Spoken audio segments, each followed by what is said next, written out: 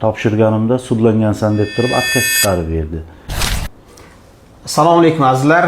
Oxirgi vaqtlarda Rossiyaga kirishda o'zi bir muammo bo'lsa, patent olish yana bir muammo bo'lib boryapti.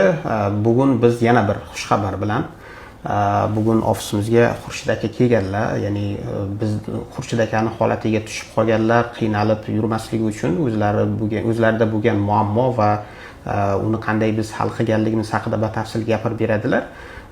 Videoni diqqat bilan ko'ring. Agar sizda ham xuddi shunaqa holat bo'lsa, bemalol bizga murojaat qilsangizlar bo'ladi. Xo'p, Xurshid aka, o'zingiz tanishtirsangiz va nima muammo bo'lganida sizda shu haqida qisqacha gapirib bersangiz. Meni ismim Qo'chqorov Xurshid. Men bundan 10 yil muqaddam O'zbekistonda jinoiy javobgarlikka tortilgandim. 2022-yil Moskvaga keldim ishlashga. 23-yil patent oldim. 24-yilga topshirganimda sudlangansan deb turib отказ chiqarib berdi. Jinoiy javobgarlikka tortilgansan deb. Bundan 2 yil bez dokument ishladim. 2026-yil bu Naimjonda Instagramdan o'sha kanalini topdim, shu ko'rib qolib, bu kishiga yozdim, keyin ular yo'l yo'riq ko'rsatdi menga. Keyin O'zbekistondan advokat topib berdi. O'zbekistonda sudlanganlik holatini oldirdim. Bularga dovernis berdim.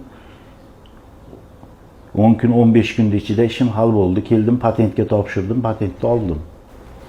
Xo'p, azizlar, bu kishiga ham oldingi videolarda aytganimizdek, O'zbekistonda jinoiy javobgarlikka tortilganliklari uchun patent berilmagan 2024-yilda ham. Va bu yil ham kelganlarida shu voqea takrorlandi va bu kishining ishlarini O'zbekistonda o'sha sudlanganlik holatini olish bo'yicha sudga murojaat qilindi.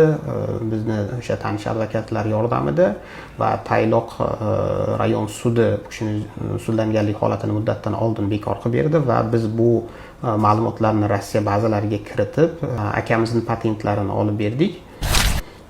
Demak, agar sizda ham xuddi shunday O'zbekistonda sudlanganlik uchun patent berishmayotgan bo'lsa, bemalol bizga murojaat qilsangizlar bo'ladi. Biz hujjatlaringizni o'rganib chiqamiz.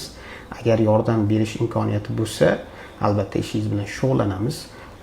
Xurshid aka ham hozir mana patentlarni borib olib keldilar. Afsuski patentlarni olgan kuni yana reyestrga ham tushib qoldilar va o'sha kuni biz zaявление yozdik, Xudoga shukr, reyestrdan ham chiqarishdi va hozir bemalol ishlayaptilar.